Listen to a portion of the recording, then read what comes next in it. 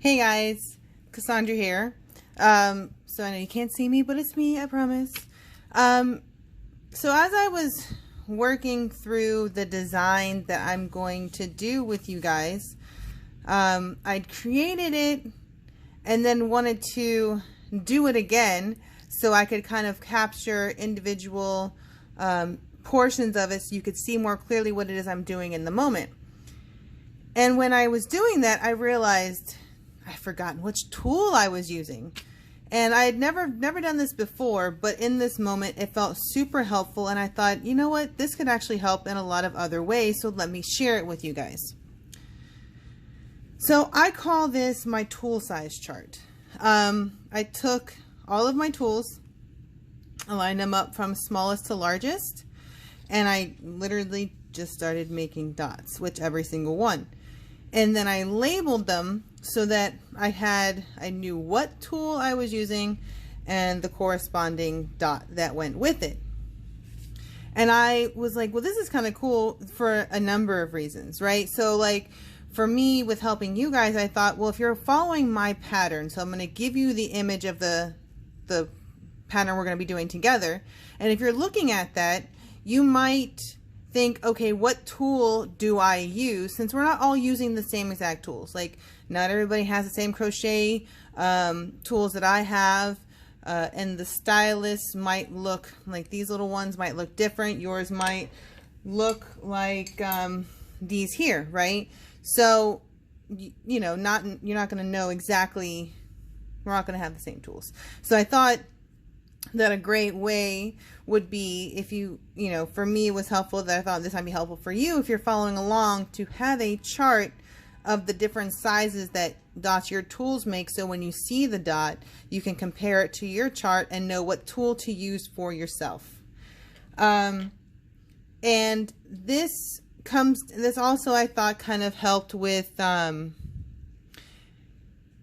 you know, when you're doing like increasing and decreasing patterns, right? That'd be one thing. So if you're not following me, you're just doing your own thing and you want to do a pattern where the dots kind of increase as you go. For example, it's like this one here. So like I have a small and then another one and they kind of get bigger from the middle to the next one.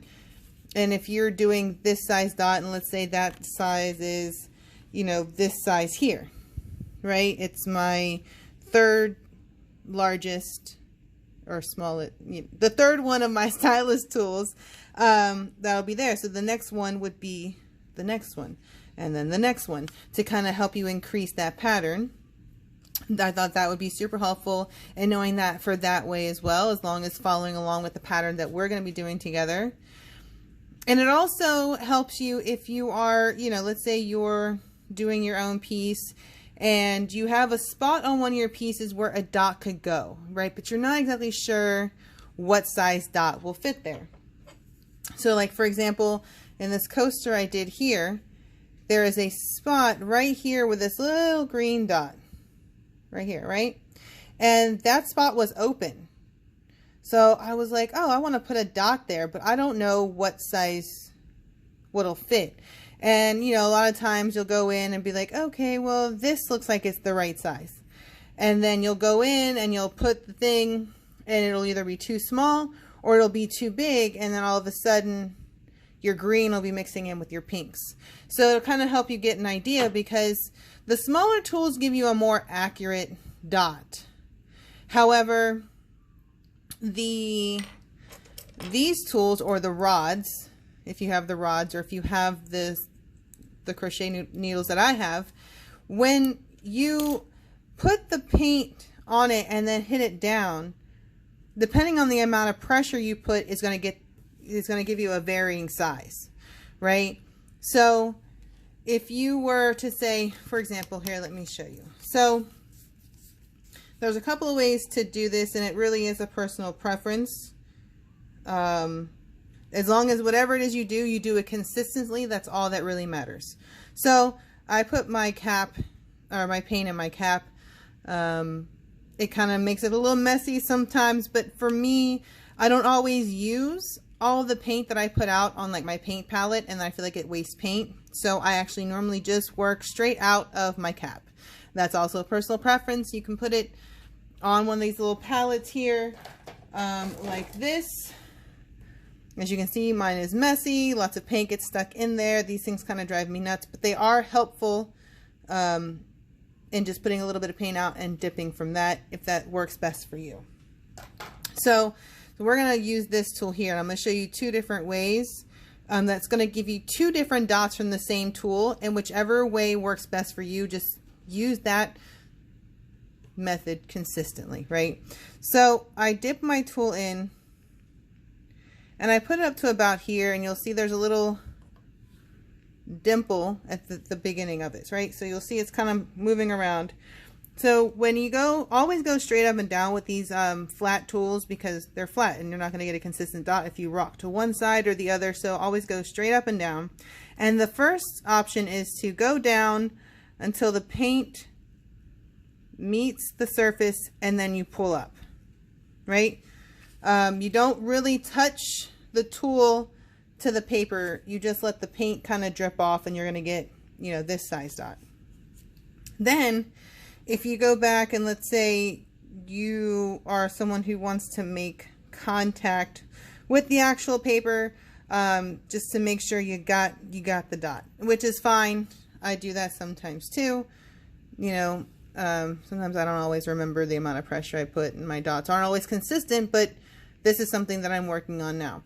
So here's the next one. I put it in the same amount. You got your little drip, straight up and down, and then you push and you make contact with the paper and you pull back up, right? So as you can see, the same tool gave me two different sizes, right? And it all depends on the amount of pressure. Paint consistency is going to matter as well. If your paint's really watery, even if you barely touch it like this, your dot's probably still going to end up like this because it's going to spread.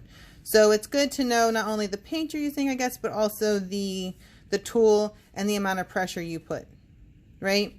So keep that in mind when you are, you know, you're creating your little chart, or if you're practicing dots or anything like that. Notice how much pressure you're putting, and then just do that again, I guess is the best way to say it.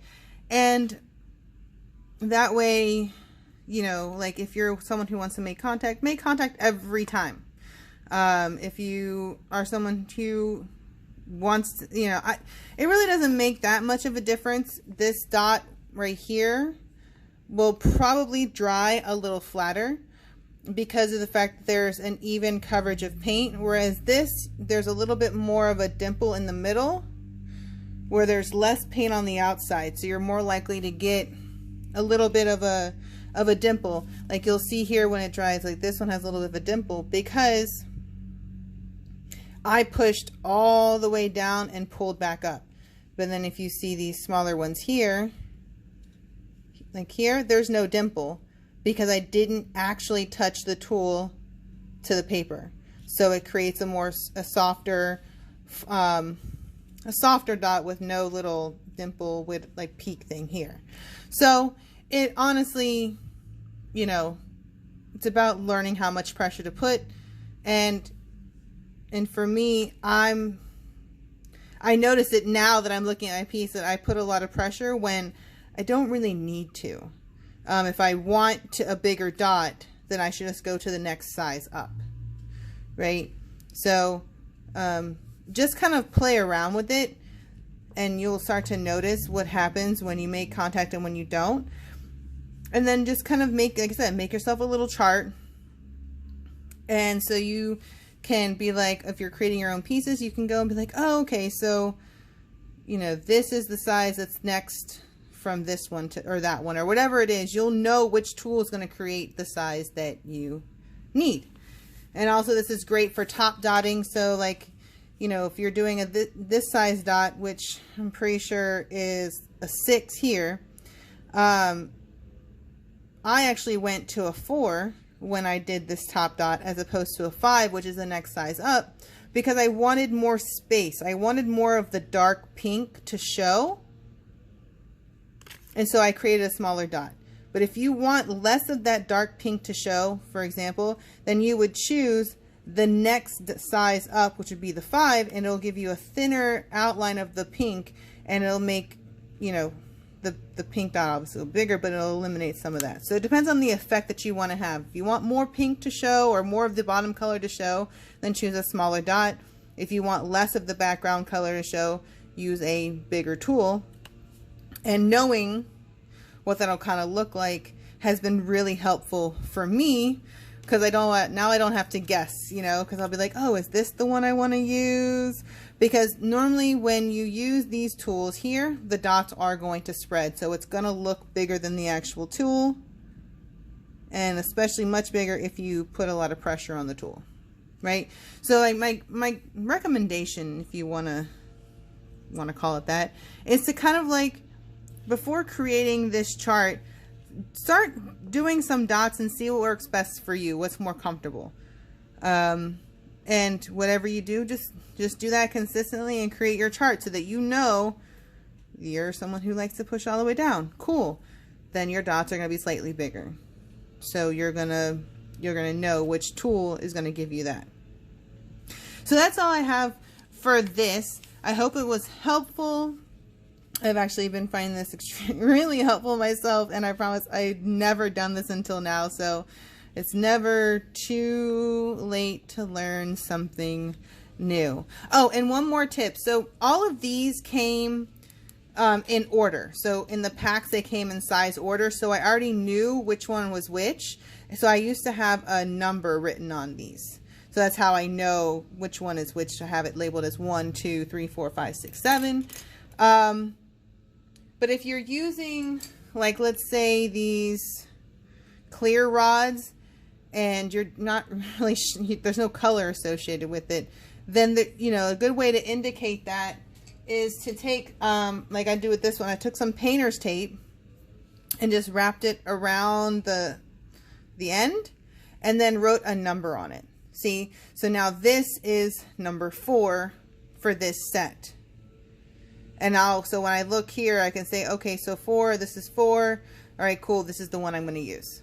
So that was like a little helpful tip, because I had originally written on the actual plastic the number that it was. And as you can see, it's no longer there. From repeated use and wear, it's going to eventually rub off.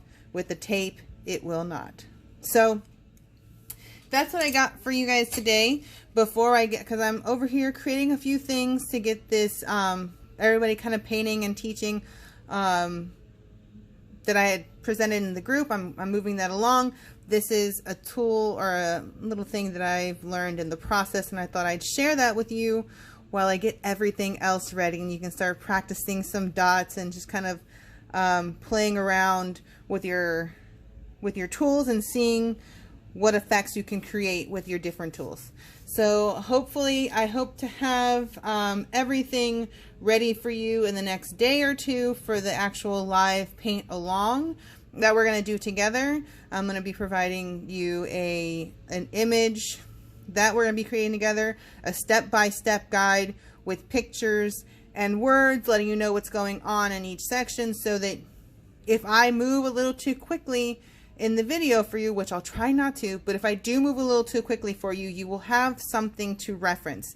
And yes, I will also let you know what colors I am using from Deco Art Americana. So if you have Deco Art Americana and you want to use the same colors that I am using, I will have that also listed on the little guide that I'm going to give you. If not, just choose whatever colors work for you. You'll notice I just used 2 colors, 1 light, 1 dark, 4 colors. That's it. So you'll just have to pick a dark color and a light color, a dark color, light color of the same shade. So that's what I chose to do, just to keep the colors limited and easier for you guys to follow along. But until then, guys, I hope you guys found this helpful. I'm really looking forward to doing this with you.